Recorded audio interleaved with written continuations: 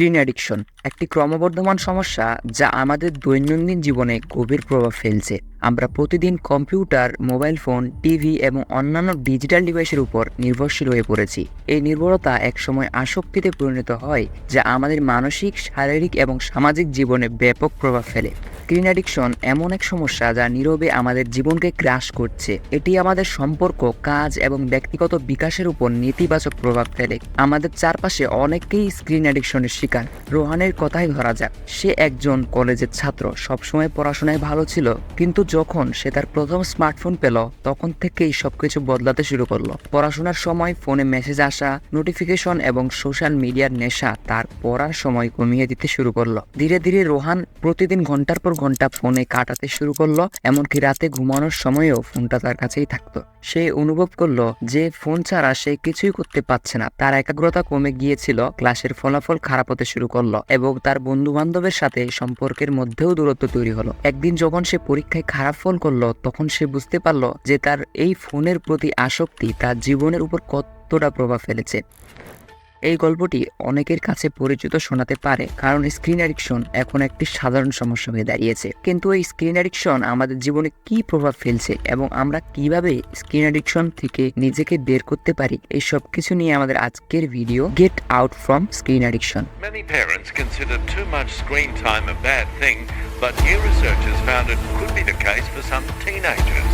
It found many addicted to the internet. Screen অ্যাডিকশনের কারণগুলো খুব সহজেই বোঝা যায়, কারণ আমাদের জীবনে স্ক্রিন এমনভাবে ঢুকে পড়েছে যে তা প্রায় অবিচ্ছেদ্য হয়ে দাঁড়িয়েছে। আমরা কাজ করি স্ক্রিনের মাধ্যমে, যোগাযোগ রাখি স্ক্রিনের মাধ্যমে, এমনকি বিনোদনের জন্য স্ক্রিনের উপর নির্ভর করি। Social media, video game, online shopping এবং ইউটিউবের মতো প্ল্যাটফর্মগুলো আমাদের দৃষ্টি আকর্ষণ করে রাখে। এগুলো এমনভাবে ডিজাইন করা হয়েছে যাতে আমরা বরাবর তাদের দিকেই ফিরে যাই। বিশেষ করে সোশ্যাল মিডিয়া আমাদের মস্তিষ্কে ডোপামিন নিঃসরণ করে, যা আমাদেরকে সেই প্ল্যাটফর্মে আসক্ত করে ফেলে। এই ডোপামিন হচ্ছে এমন একটি রাসায়নিক যা আমাদের সুখ অনুভূতি দেয় এবং স্ক্রিন ব্যবহারের মাধ্যমে এটি বরাবর নিঃসৃত হয়। ফলে আমরা স্ক্রিনে আরো বেশি সময় কাটাতে চাই। সাধারণত একজন প্রাপ্তবয়স্ক মানুষের দৈনিক স্ক্রিন টাইম গড়ে প্রায় 7 থেকে 8 ঘন্টা থাকে, কিন্তু অনেক ক্ষেত্রে এটি 10 ঘন্টারও বেশি হয়ে যায়। ছোটদের ক্ষেত্রে এই সংখ্যা আরো উদ্বেগজনক। বাচ্চারা দিনে প্রায় 4 থেকে 5 ঘন্টা স্ক্রিনে কাটাচ্ছে, যা তাদের মানসিক এবং শারীরিক বিকাশের জন্য ক্ষতিকর। স্ক্রিন অ্যাডিকশন শুধু সময়ের অপচয় নয়, এটি শারীরিক ও মানসিক স্বাস্থ্যের জন্যও বিপজ্জনক। অতিরিক্ত স্ক্রিন ব্যবহারের ফলে আমাদের চোখের উপর চাপ পড়ে, যা ডিজিটাল আই স্ট্রেইন নামে পরিচিত।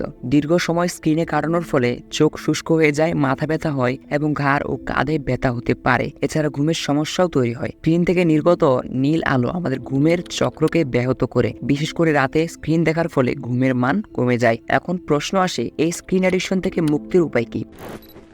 প্রথমত, আমাদের নিজেদেরকে সচেতন হতে হবে। আমরা কেন এবং কতক্ষণ স্ক্রিন ব্যবহার করছি সেটি বোঝা খুবই গুরুত্বপূর্ণ। স্ক্রিন টাইম বা ডিজিটাল ওয়েলবিং এর মতো অ্যাপ্লিকেশনগুলো আমাদের স্ক্রিন ব্যবহারের উপর নজর রাখতে সাহায্য করে। এই অ্যাপগুলো আপনাকে জানান দেবে আপনি প্রতিদিন কতক্ষণ স্ক্রিনে সময় কাটাচ্ছেন এবং এর ভিত্তিতে আপনি স্ক্রিন টাইম কমানোর ব্যবস্থা নিতে পারবেন। দ্বিতীয়ত, আমাদের দৈনন্দিন জীবনে কিছু পরিবর্তন আনতে হবে, যেমন আমরা সপ্তাহে অন্তত একদিন ডিজিটাল ডিটক্স করতে পারি।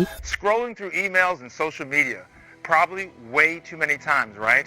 Well, that's why today's daily power prescription is to gift yourself a day of digital detox. অর্থাৎ কোনো রকম স্ক্রিন ছাড়া একটি দিন কাটানো। এই দিনটি আপনি পরিবার বা বন্ধুদের সাথে সময় কাটাতে পারেন, প্রকৃতিতে যেতে পারেন অথবা এমন কিছু করতে পারেন যা স্ক্রিনের বাইরে। ডিজিটাল ডিটক্সের মাধ্যমে আমাদের মস্তিষ্ককে আরাম দেওয়া সম্ভব হয় এবং স্ক্রিনের প্রতি আমাদের নির্ভরতা কমে। এছাড়া আমাদের ঘুমের রুটিন ঠিক রাখতে হবে। রাতে ঘুমানোর আগে স্ক্রিন থেকে দূরে থাকা খুবই গুরুত্বপূর্ণ। স্ক্রিন ব্যবহারের সময় কমিয়ে রাতের রুটিনে এমন কিছু কাজ করতে হবে যা আমাদের মানসিকভাবে শান্ত করে, যেমন বই পড়া, মেডিটেশন করা বা হালকা গান শোনা। আমাদের পারিবারিক এবং সামাজিক জীবনে স্ক্রিনের গুরুত্ব কমিয়ে আনাও সমাধানের একটি গুরুত্বপূর্ণ দিক। পরিবার এবং বন্ধু বান্ধবের সাথে সরাসরি মেলামেশা আমাদেরকে স্ক্রিন থেকে দূরে রাখে। অনেক সময় আমরা পরিবারের সকলে একসাথে হলেও প্রত্যেকের নিজস্ব ডিভাইসে ব্যস্ত থাকি। এর পরিবর্তে সপ্তাহে একটি দিন বা নির্দিষ্ট সময় নির্ধারণ করা যেতে পারে যেখানে সবাই স্ক্রিন ছাড়া সময় কাটাবে। এতে পরিবারের সম্পর্ক আরো মজবুত হবে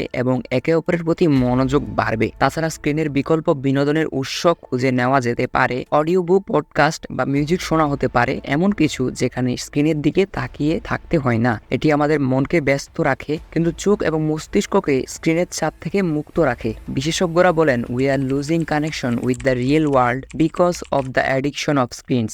এটি অত্যন্ত সত্য। বাস্তব জগতের সাথে আমাদের সংযোগ কমেছে এবং আমরা ভার্চুয়াল জগতে আটকে পড়েছি। এতে আমাদের সামাজিক জীবন ক্ষতিগ্রস্ত হচ্ছে এবং সম্পর্কের মধ্যে দূরত্ব তৈরি হচ্ছে। যেমন পরিবারের সকলে একসাথে থাকলেও মোবাইল বা ল্যাপটপে এতটাই ডুবে থাকে যে বাস্তবিকভাবে সম্পর্কের মধ্যেও কোনো আন্তরিকতা থাকে না। এই সমস্যার সমাধান খুবই জরুরি। স্টিভেন কোভি বলেছেন, the key is not to prioritize what's on your schedule but the schedule your priorities. এই উক্তিটি আমাদের শেখায় যে আমাদের জীবনে আসল গুরুত্ব কি তা বুঝতে হবে এবং সেই অনুযায়ী সময় ভাগ করতে হবে। আমাদের স্ক্রিন অ্যাডিকশন থেকে মুক্তির জন্য এই সচেতনতা দরকার। সবশেষে স্ক্রিন অ্যাডিকশন থেকে মুক্তি পেতে হলে আমাদের নিজেদের সিদ্ধান্ত নিতে হবে। প্রযুক্তি আমাদের জীবনের একটি অবিচ্ছেদ্য অংশ, কিন্তু আমরা যেন কখনোই এর দাস হয়ে না পড়ি।